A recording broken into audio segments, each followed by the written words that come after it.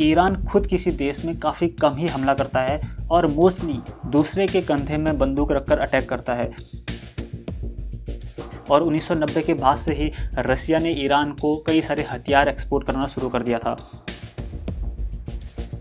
अब अमेरिका को ये बात समझ में आ चुकी थी कि ईरान के ऊपर ग्राउंड अटैक करना काफ़ी ज़्यादा कठिन है, इसलिए अमेरिका ने ईरान की इकोनॉमी को बर्बाद करना शुरू कर दिया। जो भी देश अमेरिका की बात नहीं मानते हैं, अमेरिका उन देशों में तख्ता पलट करवाकर अपने अकॉर्डिंग वहाँ पर गवर्नमेंट बना देता है।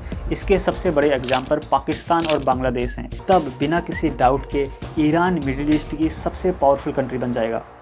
2018 में अमेरिका ने ईरान के साथ परमाणु डील कैंसिल कर दी। इसी के साथ अमेरिका और वेस्टर्न कंट्रीज ने ईरान पर दुनिया भर के सैंक्शन लगा दिए। बाकी देशों से ईरान का ट्रेड बंद करा दिया, ईरान का इंपोर्ट एक्सपोर्ट बंद कर दिया। इन वेस्टर्न कंट्रीज को ऐसा लगा था कि इससे ईरान झुक जाएगा, लेकिन हुआ इसका उल्टा। आज ईरान मिडिल ईस्ट में इकलौता ऐसा देश है जो अमेरिका को चुनौती देता है। इराक, सीरिया, यमन, लेबनान और अफगानिस्तान जैसे मुस्लिम मेजॉरिटी कंट्रीज में अमेरिका कभी बॉम्बिंग करता है तो कभी तख्ता पलट कर देता है, लेकिन कोई भी इसके खिलाफ आवाज़ नहीं उठाता। जरा सोचिए दोस्तों, पूरे वर्ल्ड में अप्रॉक्स 49 मुस्लिम मेजॉरिटी कंट्रीज़ हैं, लेकिन कोई भी मुस्लिम मेजॉरिटी कंट्री अमेरिका के अत्याचारों के खिलाफ एक शब्द भी नहीं बोलता। केवल ईरान ही ऐसा मुस्लिम मेजॉरिटी कंट्री है जो अमेरिका के सामने खड़े होने की हिम्मत रखता है। पिछले कई दशकों से ईरान वेस्टर्न कंट्रीज़ की गले की हड्डी बन चुका है।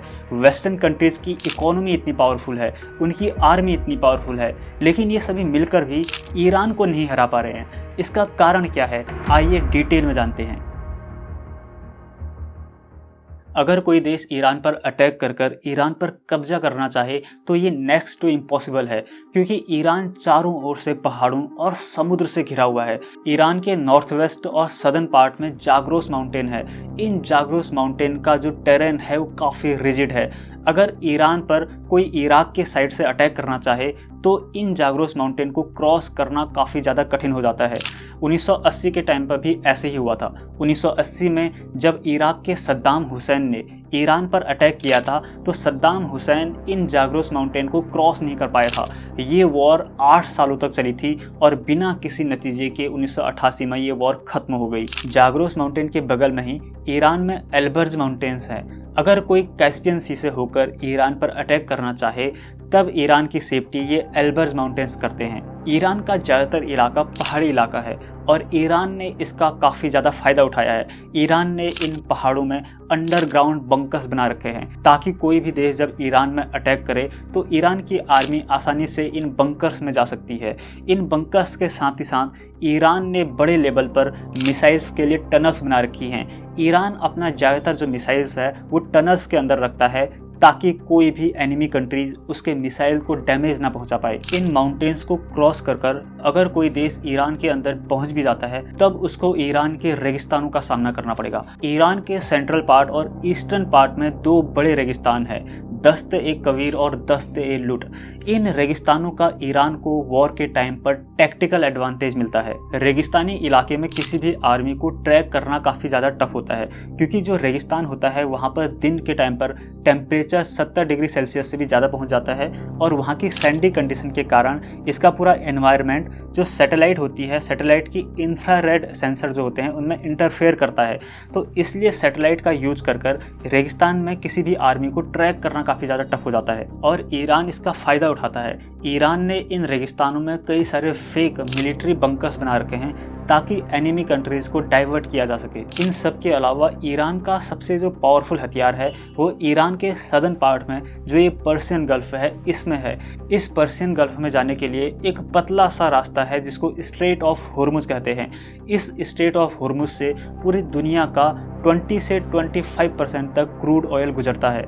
अगर ईरान इसको ब्लॉक कर देता है तो क्रूड ऑयल की काफ़ी ज़्यादा रेट बढ़ने लगेगी और दुनिया में इन्फ्लेशन काफ़ी ज़्यादा बढ़ जाएगी। इसलिए वॉर के टाइम पर ईरान इस स्ट्रेट ऑफ हॉर्मुज को बंद कर बाकी देशों पर प्रेशर बना सकता है और अपनी बात मनवा सकता है। अब अमेरिका को ये बात समझ में आ चुकी थी कि ईरान के ऊपर ग्राउंड अटैक करना काफ़ी ज़्यादा कठिन है, इसलिए अमेरिका ने ईरान की इकोनॉमी को बर्बाद करना शुरू कर दिया। ईरान की जो इकोनॉमी है वो क्रूड ऑयल को एक्सपोर्ट करने पर काफ़ी ज़्यादा डिपेंडेंट है, इसलिए अमेरिका ने सबसे पहले ईरान के क्रूड ऑयल एक्सपोर्ट को बैन कर दिया। कोई भी देश जो ईरान से क्रूड ऑयल खरीदता था, अमेरिका उस देश पर सैंक्शन लगा देता था। इसलिए लगभग सभी देशों ने ईरान से क्रूड ऑयल इंपोर्ट करना बंद कर दिया। इसलिए ईरान ने अपना तेल ज़्यादातर चाइना को बेचना स्टार्ट कर दिया।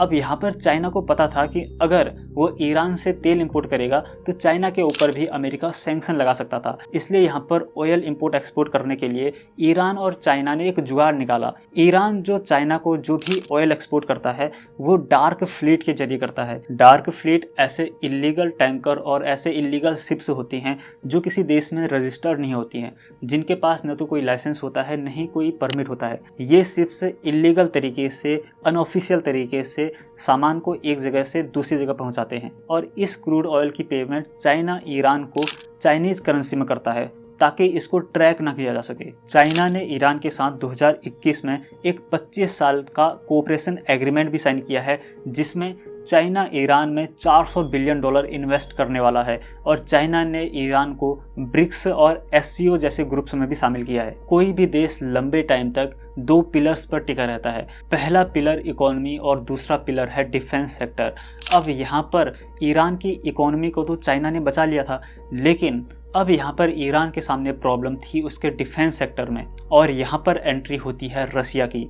रसिया और ईरान के रिलेशन 1990 के बाद से ही अच्छे हैं और 1990 के बाद से ही रसिया ने ईरान को कई सारे हथियार एक्सपोर्ट करना शुरू कर दिया था। रसिया ने ईरान को कई सारे मिलिट्री हार्डवेयर और यहाँ तक कि S-300 मिसाइल डिफेंस सिस्टम भी दिया है। काफ़ी लंबे टाइम तक रसिया ही ईरान को हथियार दे रहा था, लेकिन यूक्रेन वॉर में जब रसिया को हथियारों की ज़रूरत पड़ी तो वहाँ पर ईरान ने रसिया को कई सारे मिसाइल्स और ड्रोन्स दिए, जिसके कारण इन दोनों की दोस्ती काफ़ी ज़्यादा गहरी हो गई और इसलिए रसिया ने ईरान के स्पेस प्रोग्राम को भी सपोर्ट करना स्टार्ट कर दिया और रसिया ने ईरान के कई सारे सैटेलाइट भी लॉन्च किए हैं। ईरान और रसिया की क्लोजनेस बढ़ने का सबसे बड़ा कारण है कि ईरान और रसिया का एक ही कॉमन दुश्मन है अमेरिका, और रसिया अमेरिका के ऊपर प्रेशर बनाने के लिए ईरान का यूज करता है। इवन रसिया ईरान के न्यूक्लियर पावर प्रोग्राम को भी सपोर्ट करता है, क्योंकि रसिया एक यूएन का परमानेंट मेंबर है।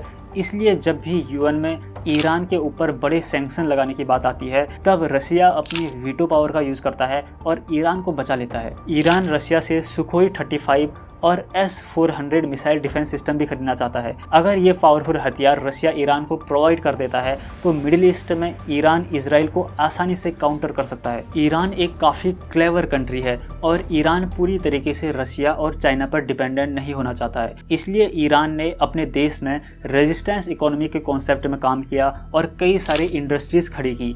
इवन आज ईरान अपने जो डिफेंस सेक्टर है उसके सभी हथियार ईरान अपने देश में खुद ही बना लेता है, चाहे वो टैंक्स हो, आर्मर्ड व्हीकल्स हो, ड्रोन्स हो या फिर फाइटर जेट्स हो।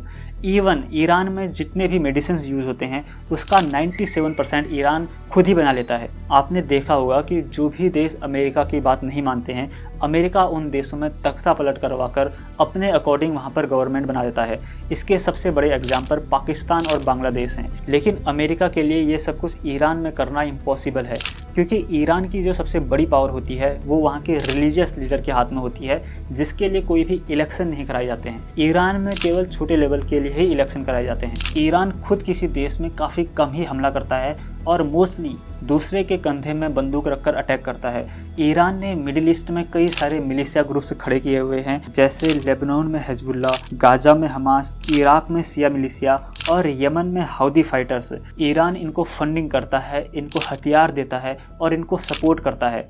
जब भी ईरान को अपने एनिमी कंट्रीज़ को नुकसान पहुंचाना होता है तब ईरान इनका यूज करता है। ईरान न्यूक्लियर बम भी बना रहा है और ईरान का न्यूक्लियर प्रोग्राम काफ़ी एडवांस स्टेज पर पहुंच चुका है। हमको कभी भी ये खबर मिल सकती है कि ईरान ने न्यूक्लियर टेस्ट कंडक्ट करा लिया है। जब भी ईरान के पास न्यूक्लियर बम आ जाएगा तब बिना किसी डाउट के ईरान मिडिल ईस्ट की सबसे पावरफुल कंट्री बन जाएगा।